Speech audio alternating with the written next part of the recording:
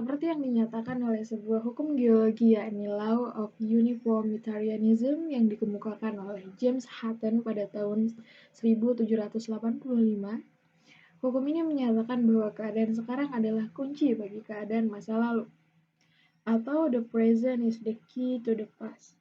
Materi kami mengenai tebing breksi merupakan salah satu penerapan hukum uniformitarianism. Oleh sebab itu, kami kelompok 2 akan menjelaskan mengenai tebing breksi dengan sudut pandang geologi dengan saya Ariska Regita Ulansari dengan NIM 111230 dari Prodi Teknik Geologi.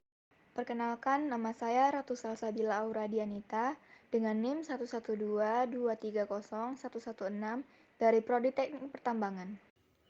Perkenalkan, nama saya Raditya Arganta Permana dengan NIM 1142300071 dari Prodi Teknik Lingkungan.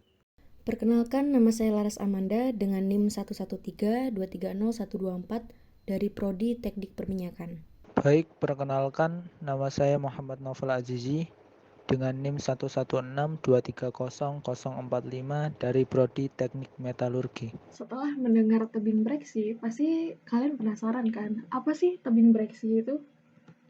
Nah, jadi tebing breksi bukanlah tebing yang terbentuk karena proses alam. Tebing ini adalah warisan kegiatan geologi penambangan kapur yang dulunya menjadi mata pencaharian penduduk sekitar.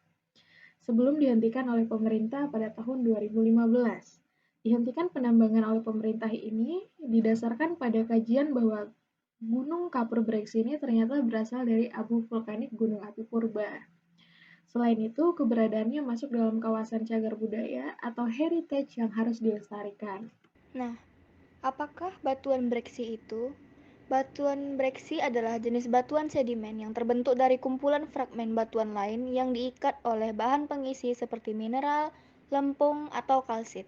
Fragmen batuan tersebut bisa berupa batuan vulkanik, granit, batu kapur, dan sebagainya. Ukuran fragmen batuan tersebut bervariasi mulai dari butiran pasir hingga bongkahan besar. Lalu, kenapa sih disebut dengan tebing breksi? Rupanya, nama breksi atau tebing breksi diberikan oleh para buyer asing atau pembeli batu dari luar wilayah lah yang sering menyebut batuan di sana adalah breksi. Maka dipakailah nama breksi atau tebing breksi hingga kini. Baik, pada pembahasan selanjutnya yaitu mengenai sejarah dan teori pembentukan dari tebing breksi. Jika secara stratigrafi atau urutan pelapisan, formasi semilir ini berada di atas lava bantal berbah.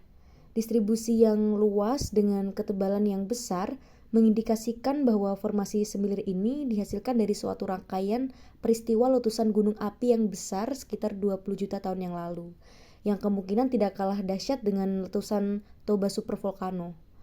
Oleh karenanya, formasi ini disebut sebagai hasil super eruption dari semilir volcano. Kemudian, pada situs ini juga ditemukan fosil nanoplankton yang menunjukkan umur Miosen awal. Singkapan batuan endapan gunung api purba di lokasi ini membentuk morfologi berupa bukit. Penambangan yang dahulu pernah dilakukan oleh penduduk lokal pada bukit ini menghasilkan kupasan tebing setinggi 30 meter yang saat ini telah dikonservasi. Dari singkapan ini terlihat dengan segar batuan penyusunnya yang umumnya terdiri dari lapisan abu gunung api mengandung fragmen-fragmen batu apung. Kehadiran batu apung ini membuktikan dengan sangat meyakinkan bahwa lapisan ini merupakan hasil letusan gunung api yang eksplosif. Untuk pembahasan selanjutnya adalah di manakah letak tebing breksi dan apakah strategis secara geologis. Tebing breksi secara administratif terletak pada kawasan wisata di Sambirjo, Prambanan, Sleman, Yogyakarta. Lokasi ini merupakan tumpukan debu vulkanik hasil letusan dahsyat dari gunung api Semilir sekitar 15 juta tahun lalu dan tebalnya mencapai 300 meter. Baik, pada kali ini saya akan menjelaskan tentang kandungan batuan atau mineral apa saja yang ada pada tebing breksi. Nah, berdasarkan pengamatan di lapangan yang telah dilakukan, tebing breksi mempunyai litologi utama yaitu batu pasir tufan, batu lanau tufan, batu lempung tufan, dan mengandung sedikit karbonatan. Nah, batu tufan sendiri adalah jenis batuan piroklastik yang terbentuk dari debu vulkanik yang dikeluarkan selama letusan gunung berapi. Karakteristiknya biasanya berwarna putih, berukuran butir pasir dengan yang sangat halus,